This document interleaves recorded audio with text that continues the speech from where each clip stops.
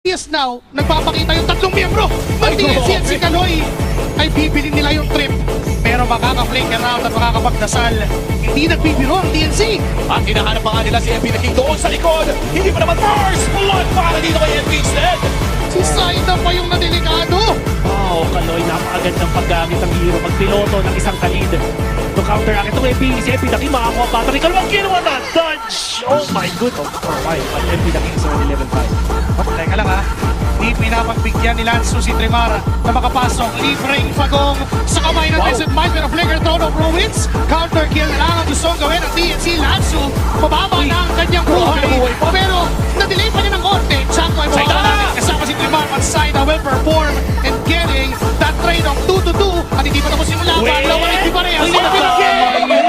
Will die to the hands of Saida in a double. Mabubuhay pa. Ginagawa ng posisyon. So 7 even triple. Saida will get that 3 kills. Ngumiti na pare. Kapawi si Zaida. Pero may team fight sa gitna. Si Sean naman magiging next sa target. Gapiso na natin yung buhay at bumubuhay pa. Pero si Kaloy inaalay ang kanyang sariling buhay para maligtas. Ang kanyang kampe, puno ng laban.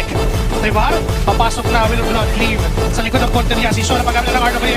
MP the King will get that turtle done. At hindi pa tapos. Sean will die on the process. ENCA humahap. Akala ko si Pedro Pinto ko pare. Oo, aking loob eh. May agimat talaga. Kaso ngayon si Kaloy, hindi na uubra yung agimat pa. Kasi Oy, pumasok agad si Lanzi. Wow. dire-diretso sa likod. Ano na delikado na. Mamamatay siya sa kamay ng Twisted Minds and Sean makakakuha nun. Zaida, sumusubok pa kung bakit pero inabutan nila ang suot ni Kaloy. Tinamaan siya ng Dark Wave at yung Infernal pursuit na ginagawa. Natunaw ang lead na meron sila. Oo, ngayon naman mukhang twisted. Alam nilang wala ng dash ng espasyo. Ito si Owl.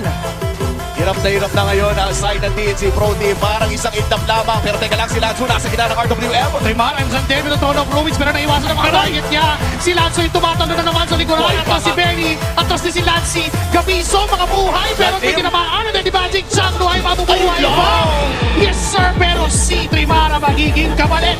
Natin nakita na bigla na lang umusbong ang Twisted Minds. Meanwhile, si Kaloy na naman makikita ang binuhat at pinatupad ang Shuriken. Yung kampiyon, pero napagandang tagay mula kay Lanzo. Tatlo yung makukuha niya. Maybe pa na the Magic na si Lancy. Ngayon tatlo na yung tutumba. Kapalit lamang ng isa. Clear. Walang babagsak ko sa side ng TNC.